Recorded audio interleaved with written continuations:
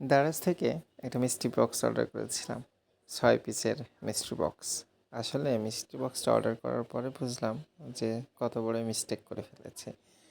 তারা যে এত বড় ধোঁকা দিয়ে ফেলবে সেটা কখনোই বুঝতে পারেনি।